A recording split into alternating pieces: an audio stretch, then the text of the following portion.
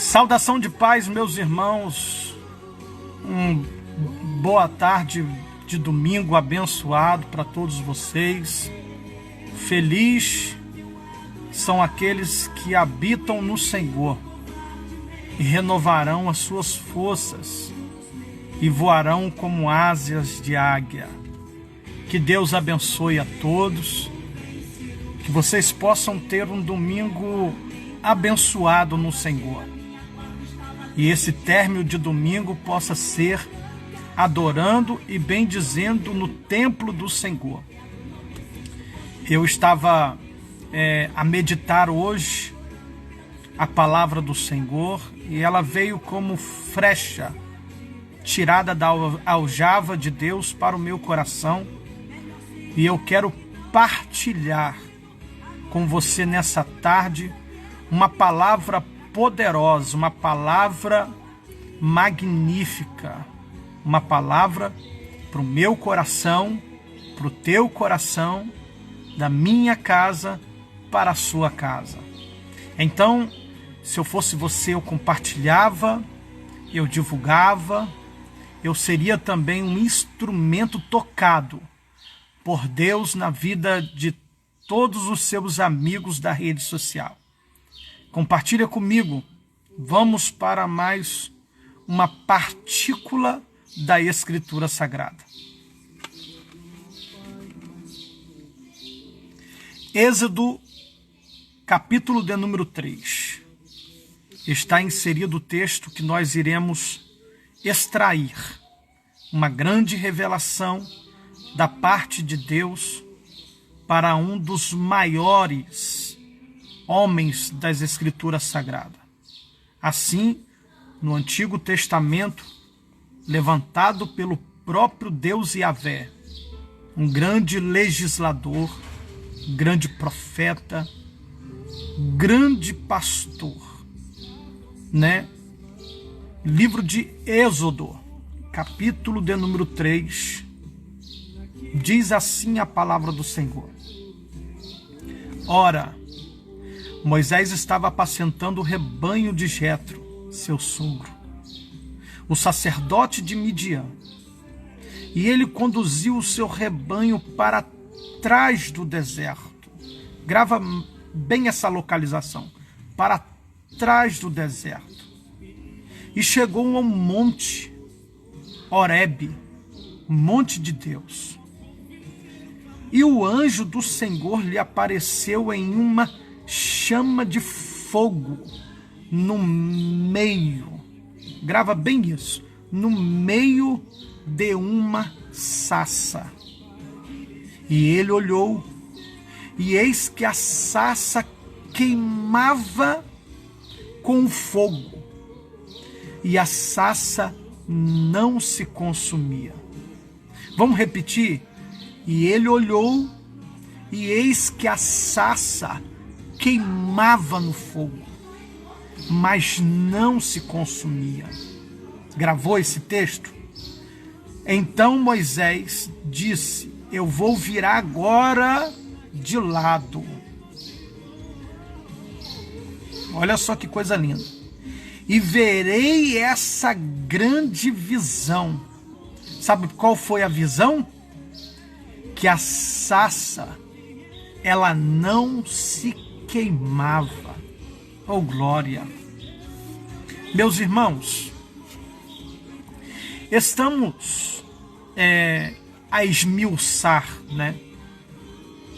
exaurido o texto, um textuário muito conhecido, que vai dar de contrapartida o princípio do ministério de Moisés, a chamada do ministério de Moisés, o encontro teofanal entre Deus e Moisés. E o que me chama a atenção, as lições que eu vou exaurir do texto, é que Moisés estava por trás do deserto, apacentando as ovelhas que não era dele. Portanto, o texto vai dizer que ele toma conta de ovelhas que não lhe pertencem. Ele cuida das ovelhas que não lhe pertencem. Ele dá alimento para as ovelhas que não lhe pertencem. Aqui eu tiro uma lição de um itinerante que sai pelo mundo afora alimentando ovelhas que não lhe pertencem, ensinando às ovelhas o caminho por trás do deserto. Porém, esse caminho é ensinado em direção a Deus. E o que eu entendo é que tem ovelhas que têm que passar pelo deserto. E tem ovelhas que não estão preparadas de passar pelo deserto. Passa por trás do deserto. Mas ambos caminhos dão em direção a Deus. Pegou? Outra pérola é que, chegando ao monte de Deus, de repente, uma árvore, uma planta espinhosa, conhecida como sassa do deserto. Essa sassa, ela é uma árvore espinhosa. Ela não tem folhagem, ela não tem ramo, ela não tem broto, ela não tem muda, ela não tem aparência, ela não tem beleza. Ela é conhecida como uma sassa de deserto. Porém, a única coisa que ela consegue se manter é dentro de um período determinado, a qual o sol escaldante, né?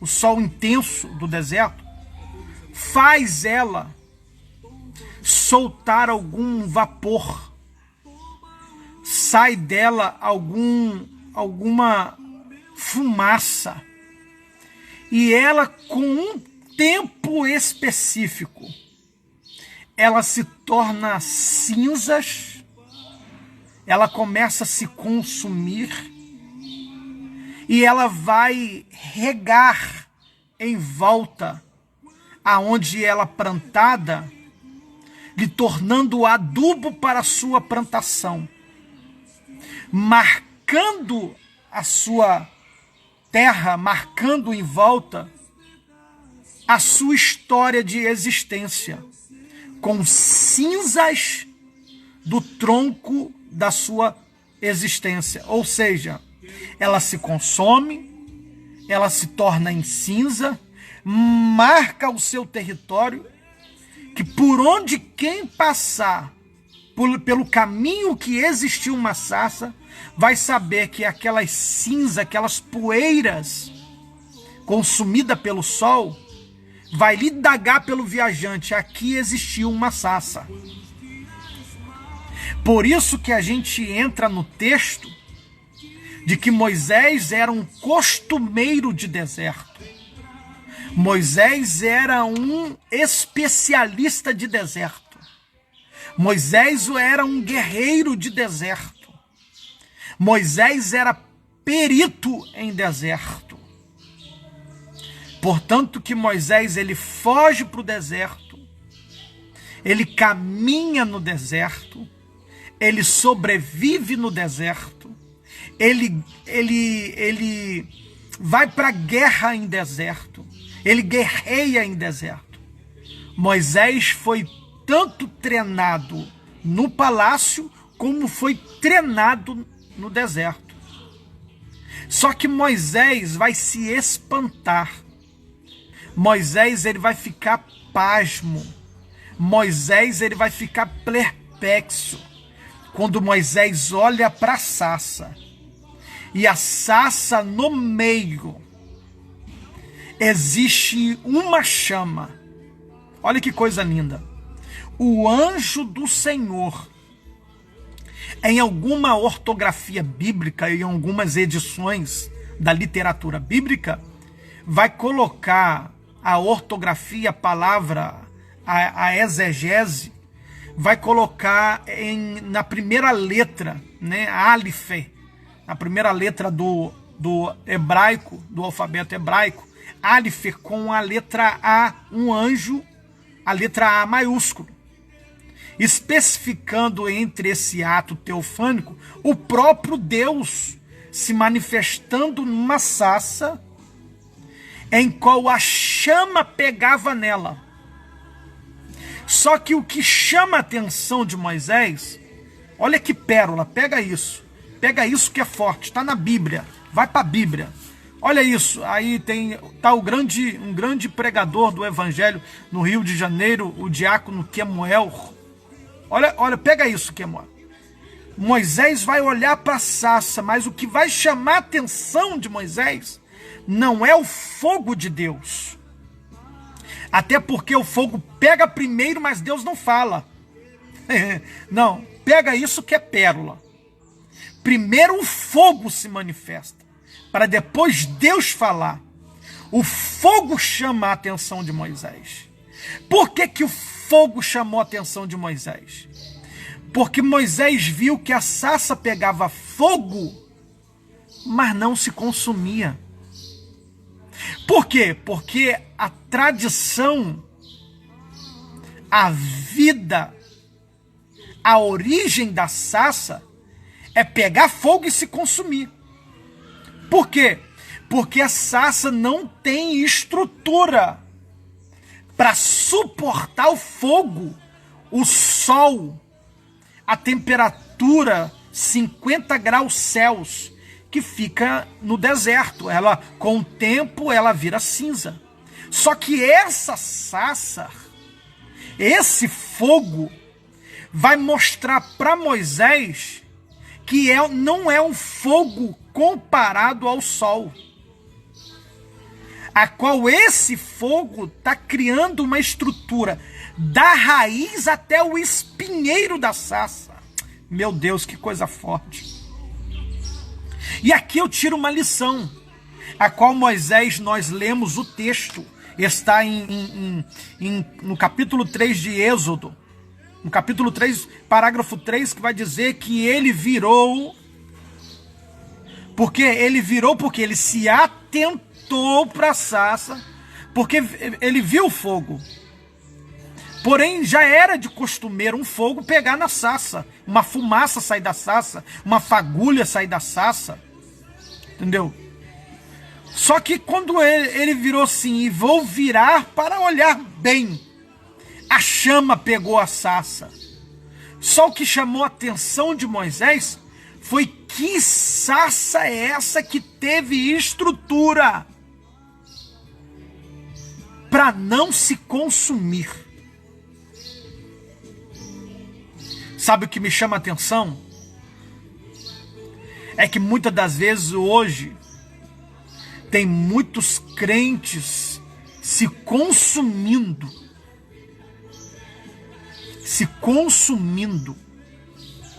com poder, se consumindo com unção, se consumindo com a graça. Por quê? Porque em vez de receber estrutura primeiro eles buscam poder. Me pegou? Eu vou especificar para você. A minha geração quer ter mais poder. A minha geração quer criar mais poder. Por quê? Por que poder, pastor? Por que unção, pastor? Porque o poder atrai aplausos. O poder atrai multidão. O poder atrai status. O poder atrai nomes. Estrutura atrai Bíblia. Estrutura é conectada à unção. Estrutura é conectada à raiz. Você jamais vai ver uma raiz que dá estrutura para uma árvore exposta. E toda raiz que é exposta, ela é ferida pelas aves de rapinas, que criam entre elas ninhos. Você não entendeu? As raízes, elas são feridas, não apenas por aves de rapinas, mas também por esconderijo de cobras. Então, Para a árvore ter mais estrutura, tem que ter raiz. E hoje uma geração não quer ter raiz, quer ter poder. Hoje a geração de hoje não quer ter raiz, quer ter status. E o que chamou a atenção de Moisés não foi apenas o fogo. O que chamou a atenção de Moisés foi a estrutura da sarça para suportar um fogo e não se consumir. Hoje tem muita gente que não suporta o fogo. Sabe por que tem crente que não suporta o fogo? Porque crente sem raiz, é crente sem estrutura. Se Deus liberar sobre ele um pouco da chama, um pouco do poder, um pouco da graça, ele se corrompe, ele se consome. E hoje é uma geração que está vivendo assim, uma geração de status, de fogo, de poder, de unção, de glória em glória, porém sem estrutura. É por isso que nós estamos vendo escândalos acontecendo no nosso meio. É por isso que nós estamos vendo muitas pessoas caindo, e são pessoas que outrora profetizava, são pessoas que outrora pregava, são pessoas que outrora evangelizava e caíram. Caíram por quê? Porque buscaram mais poder do que estrutura na graça, estrutura no conhecimento, estrutura para receber o poder. E para ter estrutura não precisa ter aparência. Aparência de pregador, aparência de pastor, aparência de profeta. Não, eu tenho que ter a aparência. Meu irmão, tem muita gente sem aparência e cheio de estrutura de Deus, cheio de presença de Deus, e não se consome fácil, e não cai fácil. E outra coisa, mesmo que caia, marque a sua história e venha se levantar após, porque cair, somos sujeitos à queda. Vergonhoso não é cair. Vergonhoso é permanecer caído e colocar a culpa naqueles que te derrubaram. Ei, se eu fosse colocar a culpa em muita gente pelas minhas quedas, eu nunca me levantaria. De todas as quedas que eu caí na vida, de todas as portas que se fecharam contra a minha vida, contra o meu ministério. Vamos parar de nos vitimalizar, dizer, eu tô caído porque fulano não me deu a oportunidade. A maior oportunidade hoje, Deus já te deu, que é a graça renovadora e salvadora da tua alma. O resto você conquista, corre atrás. Então Moisés viu a sarça, e 3 períodos de sarça a qual ela passa pelo deserto. Primeiro, ela cria raiz em terra seca. A sarça, ela cria raiz em terra seca. Quem disse que para você criar raiz depende do lugar que você está? Quem disse que para você criar raiz, você depende das pessoas à sua volta? Criar raiz depende de você mesmo. Depende da sua fé. Depende da sua busca. A sarça, ela cria raiz em meio ao deserto. Segundo estágio da sarça, ela cresce em lugares áridos. Ela cresce em meio ao deserto. Ela cresce aonde há dificuldade do crescimento. Ela é projetada para aquele processo. Ela é treinada para aquele lugar. Ei, não se queixa onde Deus te colocou. Não reclame da onde Deus te colocou. Se Deus te colocou aí, faça história. Se Deus te colocou aí, cresça. Mas eu estou num lugar que não estão me dando oportunidade. Faça diferente. Cresça mesmo assim. Faça sua oportunidade ser gerado na presença do Senhor. Busque. Hoje em dia, as redes sociais têm se tornado o maior púlpito, o maior lugar de pregação, a maior ferramenta missionária. a qual você não precisa estar com o microfone na mão entre quatro paredes, nos maiores altares, nos maiores púlpitos. Basta você pegar o teu celular, ligar, orar a Deus, buscar a Deus e fazer uma live e pregar o Evangelho. Ah, mas eu quero poder de revelação, mas cria estrutura primeiro. Tem muita gente pegando fogo, mas sem estrutura. Tem muita gente profetizando, mas sem estrutura. E cuidado que ao profetizar e profeta, existe uma classe que o próprio Jesus vai citar dentro dos evangelhos, dizendo que haveria falsos profetas. E se existe falsos profetas, é porque existe pessoas que gostam de viver de profecia. Olha só, eu vou deixar aqui pega essa pérola, guarda esta palavra, alimente dessa palavra. Se Deus falou que existiria nos últimos dias falsos profetas, não são porque são culpa apenas deles, por eles serem falsos profetas. É porque existe uma geração hoje que só vive de profecia, só vive de profetada. Ontem eu fui numa igreja, e aqui eu vou privar o nome até por ética. Chegando lá, teve um culto maravilhoso, um culto estandarte, cheio da presença de Deus, o povo estava lá. Acabou o culto. Teve uma família que chegou lá, não sei de onde essa família é, que eles ficaram loucos para ir atrás do profeta, que é o pastor da igreja. E o pastor da igreja não estava, tinha chegado do trabalho, estava em casa, e eles ficaram revoltados porque o pastor não estava, porque o pastor tinha que estar para orar e para revelar.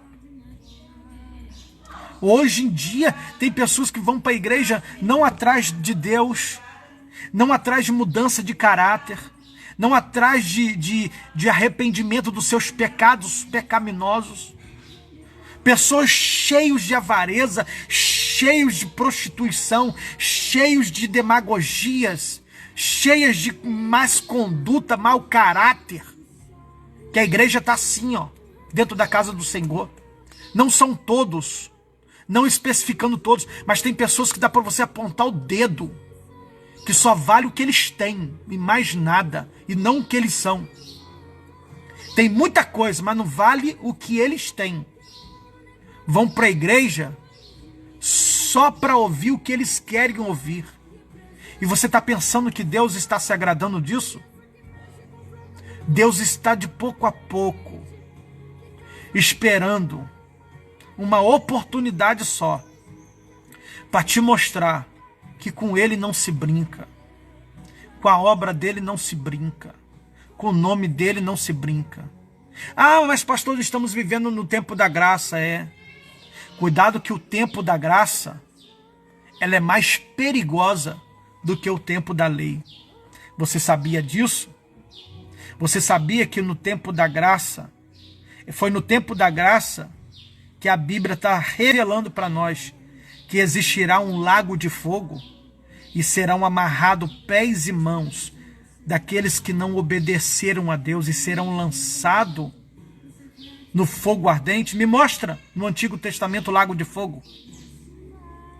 Você sabia que no tempo da graça vai existir um tribunal, um tribunal conhecido como juízo final, a qual Deus sentencerá todas as almas que pecaram, se rebelaram, blasfemaram contra o Espírito Santo? Ah, mas o senhor está falando sobre Apocalipse. Eu vou falar mais próximo um bocadinho de você. Foi no tempo da graça que Pedro pediu oferta para ajudar todos os necessitados. E pediu para todos que estavam na casa vendesse suas propriedades para ajudar os necessitados. E tinha um casal conhecido como Zafira e Ananias. Quem lembra? a qual Zafira, a qual venderam sua propriedade e passaram a mão na metade do dinheiro e viraram para Pedro e disseram que venderam por X, que na verdade não venderam, pegaram mentira. E a Bíblia diz, está lá em Atos capítulo 2, se não me falha a memória, a Bíblia diz que eles morreram. O Espírito Santo fulminaram eles diante dos pés dos apóstolos, tanto ele como a esposa. No tempo da graça, Deus ainda mata. No tempo da graça, Deus ainda fere. Ah, não? Quem lembra de Herodes? Herodes morreu por quê? Tempo da graça. Tem muita gente brincando no tempo da graça. Cuidado, que o tempo da graça pode se tornar para você que brinca muito pior do que o tempo da lei, tá? Então que Deus te abençoe. E a palavra de hoje, criam estrutura. Façam a história acontecer na tua vida. Porque Deus quer te abençoar. Deus quer te usar. Deus quer prosperar o teu caminho. Deus quer prosperar a tua história. Deus quer prosperar o teu ministério. Deus quer prosperar a tua caminhada. Então cria estrutura primeiro, para depois Deus mandar o poder. E quando Ele mandar o poder, a Bíblia diz que você não será consumida, você não será destruída, porque o conhecimento e a graça tem que andar junto na presença do Senhor. Que Deus te abençoe. Compartilhe essa live, me ajuda a divulgar essa live, me ajuda a divulgar a palavra do Senhor, me ajuda a divulgar, porque Deus irá ao teu encontro, através da palavra dele, e acertará o seu alvo. Que Deus abençoe Marinalva, Deus abençoe Jaqueline, Maurício, Jussiária, Deus abençoe a todos, Cauã, que Deus abençoe a todos. Fiquem na santa paz, tenham um resto de domingo abençoado na presença do Senhor, e que a noite venha a ser maravilhoso, a glória de Deus se manifestar na casa dele. Deus abençoe.